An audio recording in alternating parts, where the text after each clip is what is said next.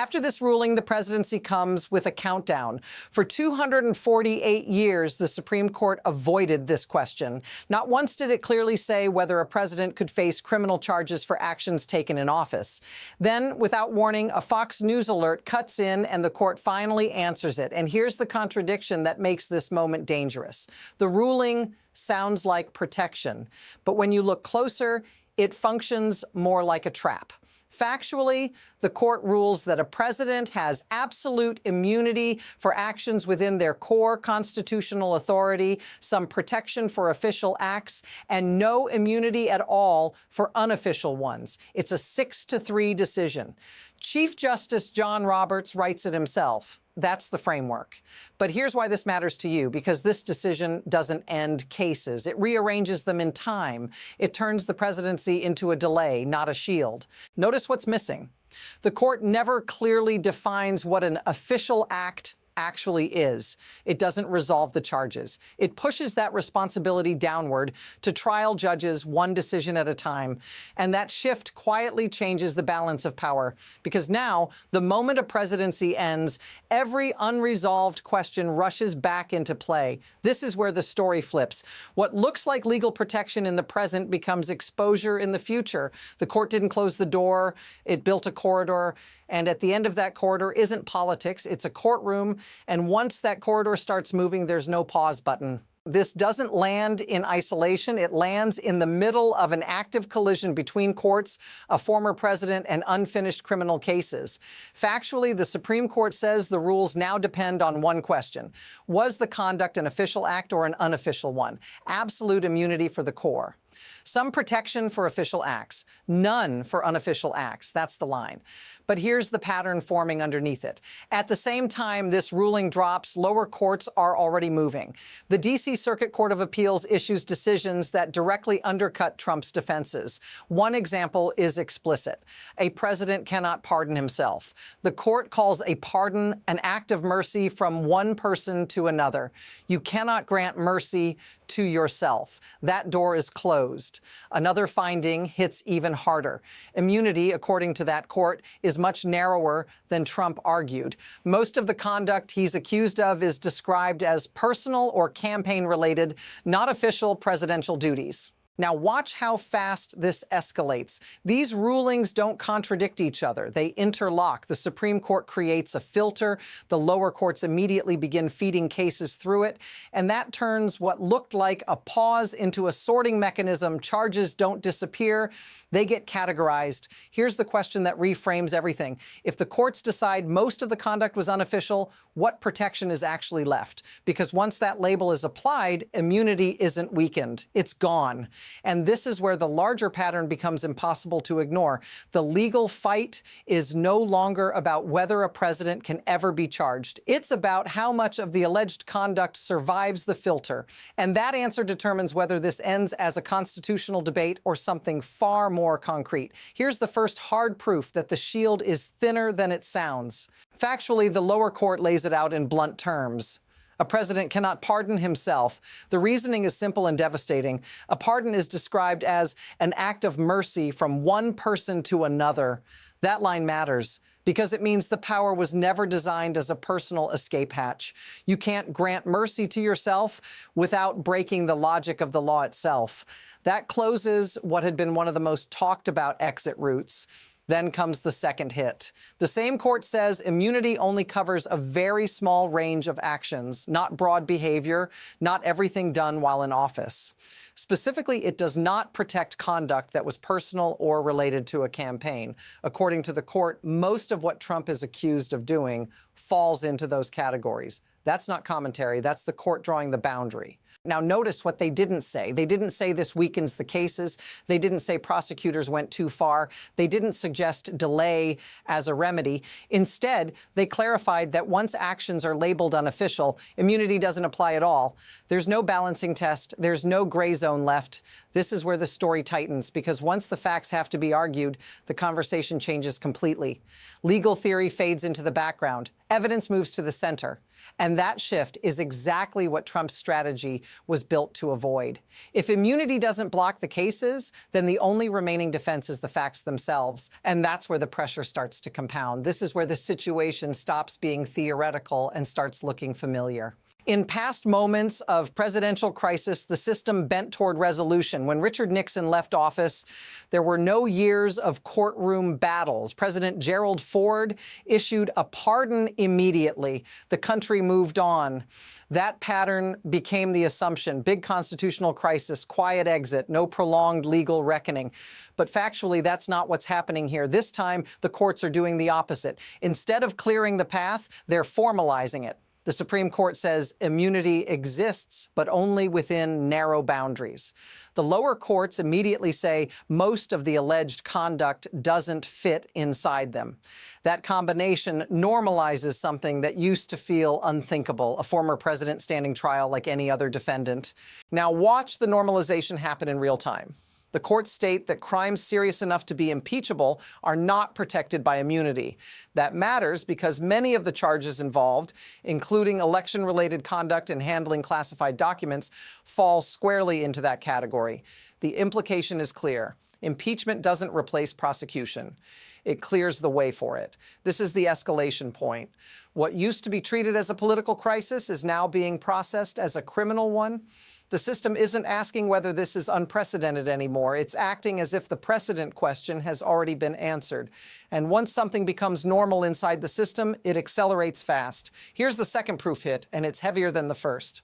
Factually, the legal record is no longer hypothetical. In New York, Trump has already been convicted on 34 counts. That's not an allegation, that's a verdict. In the federal election case, there are 4 counts that carry up to 50 years combined. The classified documents case includes around 40 counts, many with potential sentences of 10 to 20 years each. These aren't abstract numbers, they're stacked outcomes. Now focus on the contradiction that changes how this looks. Publicly, the argument has always been about presidential powers, immunity, and constitutional theory. But inside the cases themselves, the evidence is concrete. In the classified documents case, agents physically recovered the documents from his home. There are recordings. There is testimony from his own staff. That gap between the legal narrative and the factual record is where the danger lives. Notice what's missing from the defense at this stage. There's no claim that the documents weren't there. There's no claim that the recordings don't exist. The fight has been almost entirely about whether the courts are allowed to look at the evidence at all. And now, after these rulings, that barrier is cracking. This is the line that permanently reframes the situation. If immunity fails, the cases don't collapse. They simplify. Prosecutors no longer argue theory, they argue facts, and facts are much harder to outrun than legal abstractions. Once the system reaches that phase, the momentum doesn't slow down, it compresses. Now the pressure starts stacking faster than anyone can control. Factually, several things are happening at once. The Supreme Court sets the framework, lower courts begin sorting conduct into official and unofficial acts, prosecutors are no longer blocked by constitutional uncertainty, and the clock starts mattering again, because the court also makes something else explicit. Once a presidency ends, criminal cases can move forward like any other. No special status, no freeze. Now watch how quickly that creates compression. Trump is currently 78 years old. If trials conclude when he's in his early 80s, even a 10-year sentence becomes effectively life-ending. Some of the charges carry 20-year maximums. Others stack. Even if sentences run concurrently, the math doesn't disappear. Age turns time into pressure. Here's the part people underestimate. Prosecutors don't need every case to land. They need one. One major conviction shifts everything. Appeals take time, but sentences still anchor reality. And once one courtroom moves forward, the others don't wait politely. They follow. This creates something new in American politics. The stakes stop being abstract. They stop being ideological. They collapse into a single binary outcome: freedom or custody, delay or acceleration. And every legal decision now feeds directly into that countdown. What happens if this continues? Now pull the camera back, because this isn't just about one defendant. This is where it reaches you. Factually, the court's framework doesn't carve out a special lane for politics. It applies the same mechanism every citizen faces once immunity disappears: evidence, juries, verdicts, and that shift ripples outward. Because when the system proves it can move a former president from office to courtroom, it quietly resets expectations for everyone watching. Think about how this lands in real life. For years, the assumption was that powerful figures lived by different rules. Delays, exemptions, quiet resolutions. This ruling interrupts that belief. It tells ordinary people something unsettling and clarifying at the same time. Status can slow the system. It doesn't stop it. Eventually, the process resumes. Notice how that changes public behavior. Legal accountability stops feeling theoretical. It feels procedural. And once accountability becomes procedural, it becomes predictable. That affects trust, cynicism, and how people view institutions that used to feel untouchable. Not because of ideology, but because the pattern is visible. If this feels familiar, say so in the comments. Because most people recognize this moment not as a scandal, but as a shift in how power actually works. And once the public sees the mechanism instead of the drama, the story stops being about personalities and starts being about systems. Here's the deeper mechanism that makes all of this possible, and it's not outrage or politics. It's incentives. Factually, the courts didn't act emotionally. They acted structurally. The Supreme Court drew a narrow protective zone around the presidency itself, not the person holding it. Everything outside that zone gets handed back to the system. Lower courts then decide what qualifies. That design does something very specific. It protects the function of power while exposing the individual to delayed accountability. This is how modern systems manage instability. They avoid confrontation in the moment, then enforce consequences later. Delay becomes the release valve. Immunity doesn't erase liability. It schedules it. And once you see that, the ruling stops looking conflicted and starts looking intentional. Here's the unsettling insight. Power isn't being excused. It's being amortized. The cost just comes due after the spotlight fades. That's why the court doesn't need to punish immediately. It only needs to make punishment inevitable. The spectacle happens in politics. The enforcement happens quietly afterward. This is smarter than it looks. It lowers immediate chaos while preserving long-term control. And once that pattern is in place, it doesn't matter who occupies the office. The system has already decided how the story ends, not with a crisis, but with a process. And when systems shift from discretion to procedure, the next move is never loud. It's already in motion. Now we're at the fork in the road, and neither path is clean. Factually, there are only two trajectories left. In one, Trump regains the presidency. That doesn't erase the cases, but it slows them. Proceedings pause, timelines stretch, prosecutors wait. The corridor the court built doesn't disappear, but the conveyor belt stalls. Accountability is deferred again, not canceled. The system holds its place.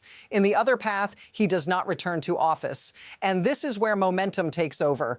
Lower courts finish sorting official versus unofficial acts. Prosecutors narrow their focus to conduct with zero immunity. Trials begin to move, not all at once, but steadily. Evidence is presented. Juries decide. Sentencing becomes a real conversation instead of a hypothetical one. Notice the asymmetry here. One path depends on winning elections. The other depends on procedure. Elections are volatile. Courts are patient. And patience favors the system that can afford to wait. Once a presidency ends, delay stops being a strategy and starts being a liability. This is why the next phase won't feel dramatic at first. It will feel administrative, motions, hearings, rulings. But each step locks the next one in place. And by the time the outcome feels obvious, the process will already be too far along to reverse. The next move isn't announced on cable news. It's filed in court. Here's the insight that ties all of it together. This ruling didn't decide guilt or innocence. It decided timing. For most of American history, the presidency functioned like a fog. Actions taken inside it blurred responsibility. Consequences dissolved into politics, pardons, or delay. This decision clears that fog without igniting immediate chaos. It says, govern now, answer later.